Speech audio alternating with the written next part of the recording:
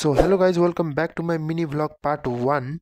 यो बाइक हेर्न सक्नुहुन्छ कस्तो एक्सिडेन्ट भएको रहेछ। यो कसरी भयो हेर्नको लागि अगाडि हेर्नुहोस्। आज म अलिकति ढिलो उठेको थिएँ अनि छिटो छिटो कपडा लगाएर रेडी भएँ, जुत्ता लगाएँ अनि रेडी भइसकेपछि अलिकति पानी तताएर पिएँ।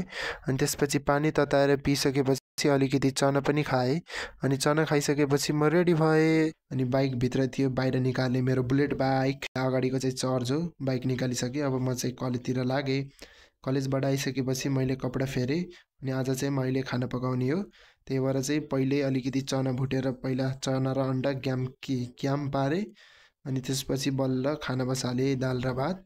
अनि दाल र भातमा सिटी लगाइसकेपछि मैले खाना खाएँ पहिला चाहिँ। अनि त्यसपछि मम्मी र ड्याडीलाई प्याक गरेर अनि पसलतिर चाहिँ लागेँ। बाइक फर्काएर पसलतिर लागेँ। अनि यो चाहिँ मेरो पसल हो।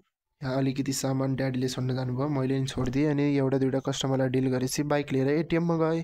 एटिएममा अलिकति पैसा निकालेर पसलमा ल्याएर छोडिदिएँ। अनि होन्डा सोरुममा गएको त यस्तो देख्छु त यो बाइक कसरी एक्सिडेन्ट भएको रहेछ। अनि घर आएर अलिकति लस्सी बनाएर पिएँ अनि जत प्रभजोतको भिडियो हेरेर अनि इङ्ग्लिसको नोट गरेपछि जिम जाने टाइम भयो। जिम गएर 1-2 सेट वार्मअप गरेँ अलिकति। अनि त्यसपछि चाहिँ लेग एक्सटेन्सन गरेँ अनि लेग प्रेस हाने। अनि त्यसपछि काप्सको एक्सर्साइज गरेँ 2-3 सेट अनि बाइसेपको एक्सर्साइज गरेँ 3 सेट जति। अनि त्यसपछि चाहिँ जिमबाट निस्किएँ 6 बजे अनि पसलमा गएर केरा खाएँ एउटा दुइटा। भाइले लिएर घर जाने बेलामा मेरो बुलेट बाइकमा 100 रुपियाँको पेट्रोल हालेँ। घर आएर खाना पकाएँ। Thank you so much for watching.